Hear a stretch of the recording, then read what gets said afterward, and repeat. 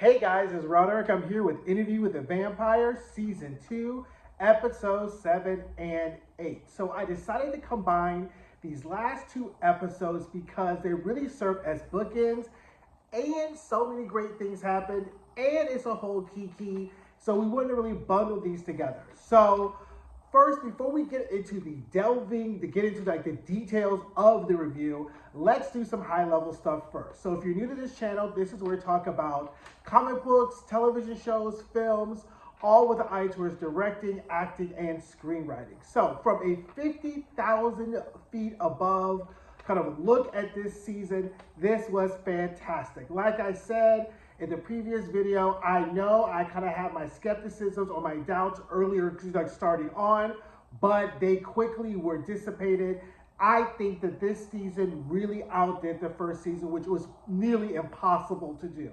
And one of the great things about this show, besides the acting and the writing and the directing and the details, is the way in which the narrative plays out, right? Every episode has like a great theme, the themes tie into it, and you know, these last two episodes, the penultimate episode and the season finale, just really hit their marks. The goal of the penultimate episode, the episode before the season finale, is to really raise the conflict. Our stakes are raised. All the storylines or plot lines have now intersected, and our main protagonist is now at our crux, is at a kind of our darkest end. If you think about it, kind of in the realm of feature films, it would be kind of like the end of our second act going into our third act. So the penultimate episode and the ultimate episode kind of serve as, in a narrative sense, the last act of the season, right? Where all the heights are there, drawn up. We now see the crisis, and now we have the conflict. We have we're going into the resolution, and we have to see what our hero loses, what our hero gains, and whether or not we have an arc. Every person in this episode, in this season, had a very distinct, serviceable, and really dynamic arc. Armand, Claudia, even Nazi lady, right? Lestat. Everybody had an arc. Everybody was at a different point from which they began this season. We saw Louis and Claudia in World War II, you know, start like hunting for rats, didn't really looking for a vampire community, looking for community, and child, they found it. Now, it may not have been the community that they wanted, but they found it, right? We knew Lestat was somewhere in New Orleans eating rats in his coffin. Child, he showed up and gave us his pressed curls and a performance for the gods, which we'll get into. Armand, who we meet, you know, is Maitre of the Vampire Covenant in Paris, right? We get his backstory, we see where he is. In the future, he's like booed up, Mrs. Louis, whatever, and child, he gets something he ain't even reckoned for at the end of this episode. So everybody is at a different point. Spoiler alert, the villain all along was Armand, and we'll get to that in a second. So that's our 50,000 feet above perspective. As we drop down to 25,000 feet, we realize that the theme of the first two seasons is one of the rules I gave to you. If you watch any of my other videos, we're like looking at television shows, the rule is this: never trust the narrator. As a general rule, I typically don't like films to start off with a voiceover, right? But what the Interview with a Vampire did was, instead of providing us with a voiceover, he made the object of the narrator, Daniel Malloy, a palpable character, a corporeal character, and we got to see the perspective, Louis' perspective, as events folded from season 1 to season 2.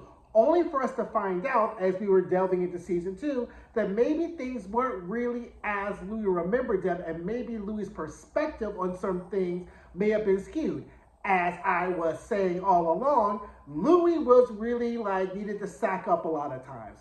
All his bitching and moaning he did in season 1 and all this melancholy bullshit he did at the beginning of season 2 was all Louis' fault, because he was ungrateful, just like Claudia. And not to say that Claudia got what she deserved, but all of this was avoidable if they had just taken a step back and decided to look at the bigger picture, which is usually a lesson in life anyway, right?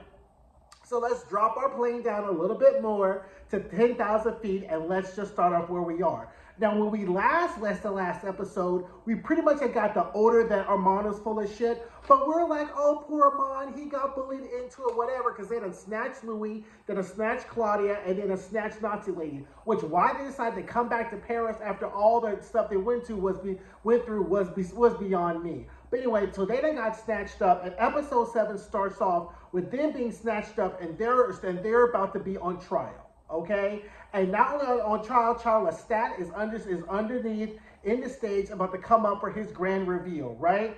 And so the vampires hobble them, they cut the tendons in their legs. If they decided they were trying to speak up, they use their like collective telepathy to disorient them. And Daniel Malloy, as they're telling this in the present time, is not moved by this at all because he smells some ish, right? He smells something is going on, right?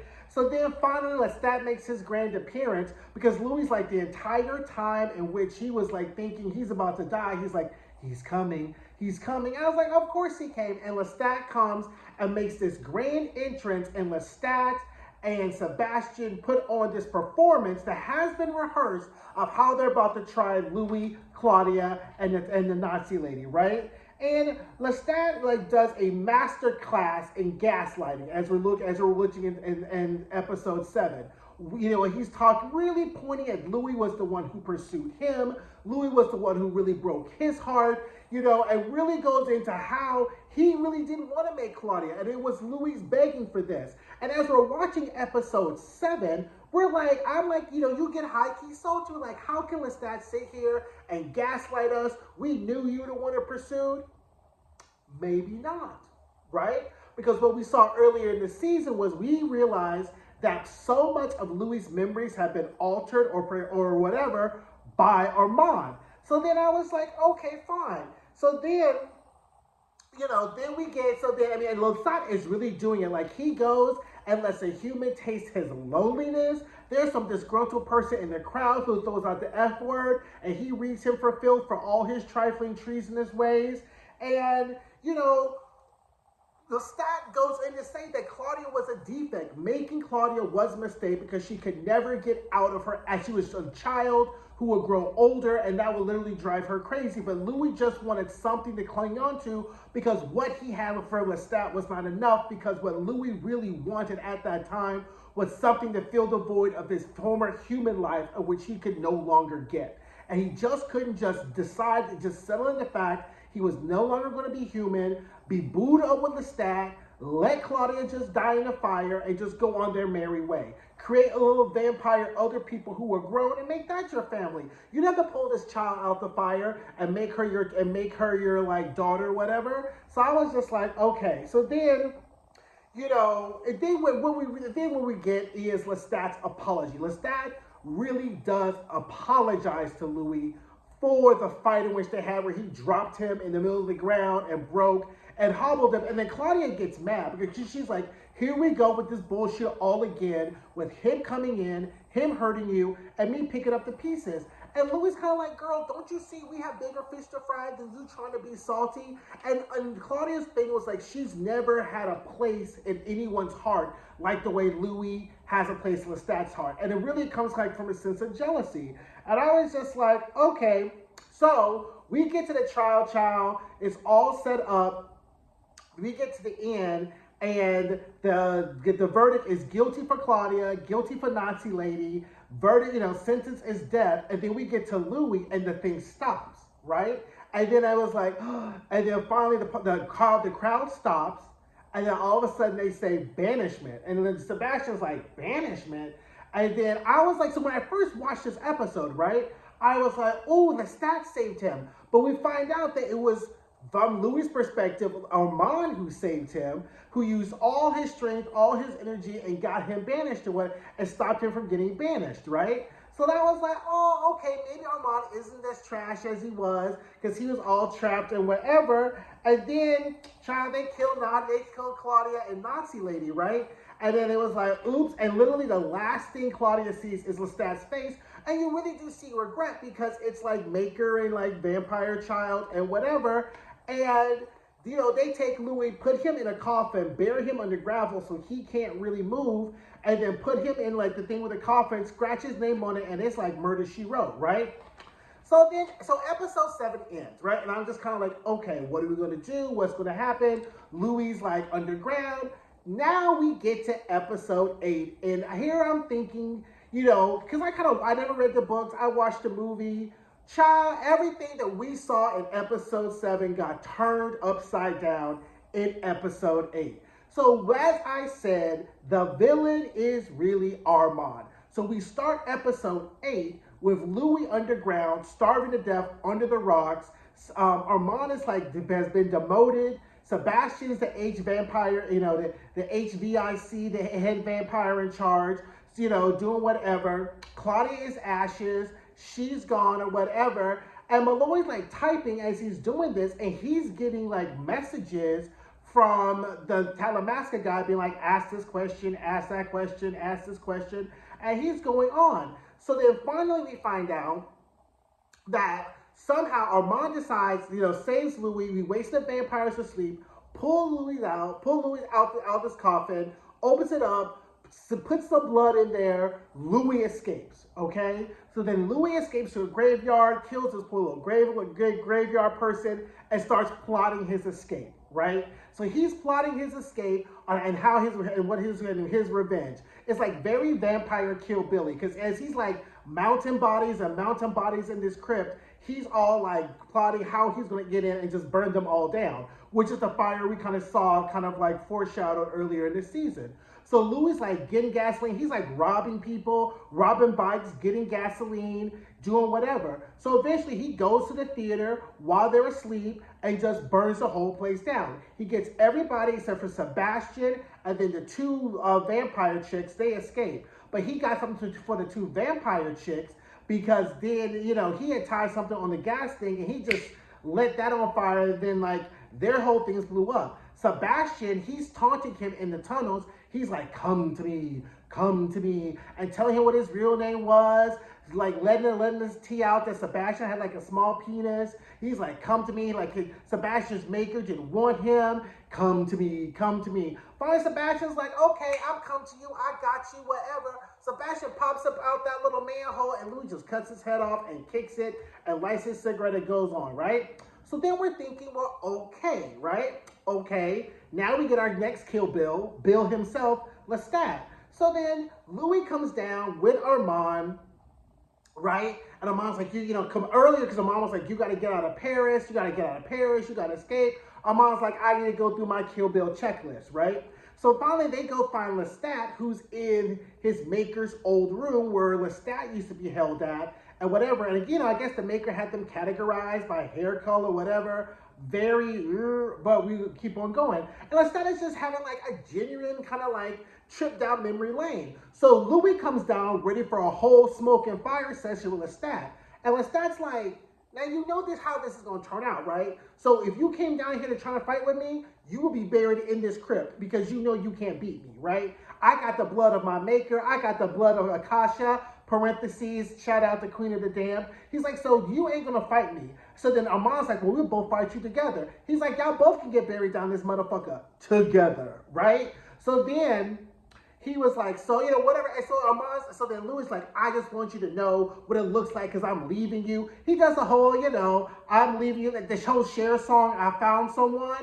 And Louis like, my someone is Armand. So then Louis leaves, right? And then Lestat says to Armand, I hope it holds. And then, so, writing lesson 101. That is called subtext. Subtext is when a line means something other than which it is intended for.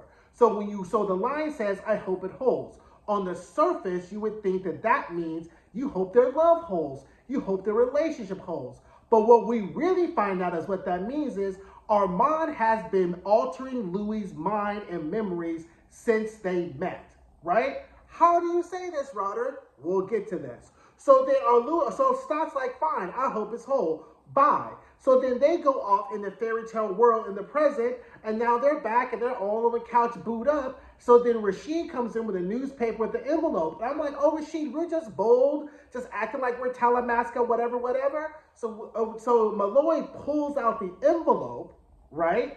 And then before that, he's like, you know what? There's a couple of things that that it's just not making sense. He's like, where was Sam? At first Sam was downstairs, but then Sam was here. He was like, where was Celeste, the old girl? At first they're here, and he's seeing these inconsistencies in Louis' story, and Louis is unable to reconcile them, and Armand is getting agitated, right? Why? Because we're just thinking Armand's getting agitated just because he's trifling, just gets agitated.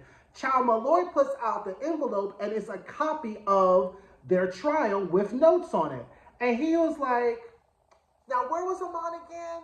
And then come to find out, Armand directed the trial. Louis was supposed to die. Armand was not this victim who was like taken back. No, child, he was there directing the trial with Lestat, been in Paris for their, before they even snatched him up. Armand wasn't coerced, like either do this or die. He was part of the whole thing. And it was not Armand that saved Louis, it was Lestat, which is what I thought all along. Armand just took the credit for it because the last thing Armand wanted was Louis and Lestat to be together because Lestat dumped Armand. So now he was like, I got you, Lestat. I'm fucking your man who you want, who I'm going to keep. Because as you recall from the San Francisco episode, when Lestat was doing his telepathy with Armand, and he said, Armand, tell Louis I love him, Armand did not tell him that. Because the last thing Armand wanted was Louis and Lestat to be together because he couldn't have Lestat himself. Child, these gays are messy as hell. So Louis was like, what? There must be a mistake. Mind you, Telemaskin's like, girl, you get out of here, get out of there, get out of there. Rashid done blew the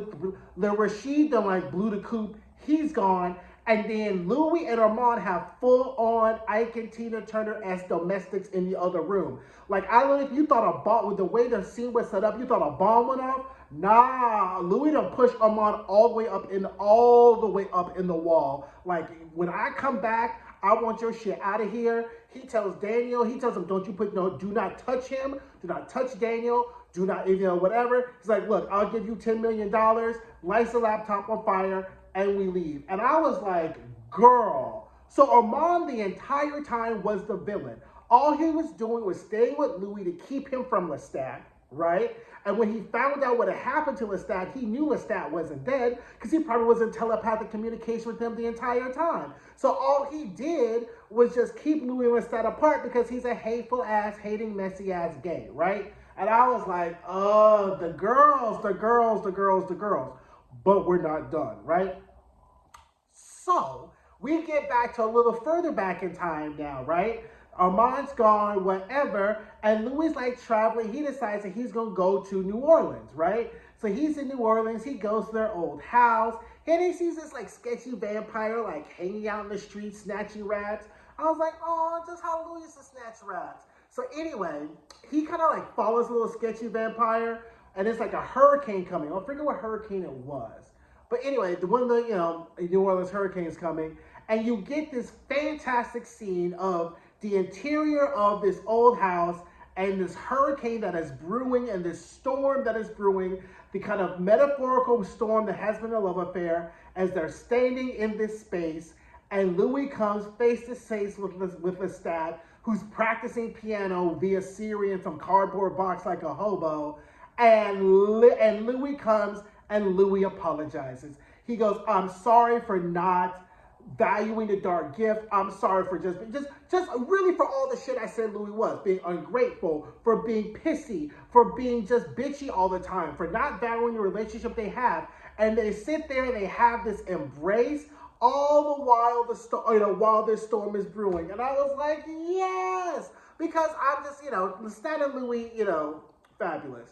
So they have this big thing and I was just like, oh, whatever. So then Lestat, Louis back in Dubai, he decides, so Daniel Malloy goes on television, and I was like, why does he have sunglasses on? Whatever. But I was thinking it's kind of like the old person trying to be hip, and he's on this television show, and everyone's kind of like, it's a best-selling book, because somehow he ended up writing the book anyway, and it's a best-selling book, but people call it fiction, even though he calls it non-fiction. He gets in a tit-for-tat with the guy from Billionaire, and anyway, they go for back. He leaves, he's in the interview, and Louis calls. and they're having a little cute kiki. He was like, I don't know where to send your residuals. I don't know where to send your royalty checks. He was like, I don't need your money, keep it or whatever. And then Daniel Malloy goes, have you heard from my maker? And I was like, what? Child, he takes off his glasses. Malloy's a vampire, child. Come to find out, when Louis said you can't touch him, you can't kill him, Armand, being the slippery motherfucker that he is, found a loophole and was like, okay, I'll make him into a vampire. Because remember, Malloy has some kind of degenerative disease anyway. And child, he's on the phone with Louis and ends up killing somebody. Louis like, okay, girl, have fun, click. So he's all in his Dubai condo doing whatever, and he's listening to all the vampires from around the world talking about how they're going to kill Louis, right? Because he done told all their secrets, he done let all their business out. They're like, we know where he was. And so the episode ends with Louis getting his little rock, putting his little feet, calming his head, calming his voices, being like putting a little APB PSA. This is Louis the Vampire. I am in Dubai at this tower. My windows are open and it's protected from the sun. If any of you motherfuckers want to run up on me and try it, I'll let you know where I'm at because I own the night. And I was like, you know what? Louis, you did that, right? Even though Louis irks the fuck out of me, and he could be a simp 9 times out of 10. That was the ending Louis needed. That was Louis' arc, right? Claudia's arc, Lestat's arc, Armand's arc, Daniel Malloy's arc. 10, 10, 10, 10, 10 across the board. This was a fantastic episode. This was a fantastic season. I may go back at some point, maybe in the wintertime where it's all snowy here in Chicago, and rewatch the first 2 seasons. But I hope you guys enjoyed this season as much as I do. Stay tuned for more videos, more updates, and more things coming from the channel. I will see you guys later. Bye. Hey guys, thanks for watching my videos. Don't forget to like, comment, subscribe, and share. And don't forget to check out some of my other videos.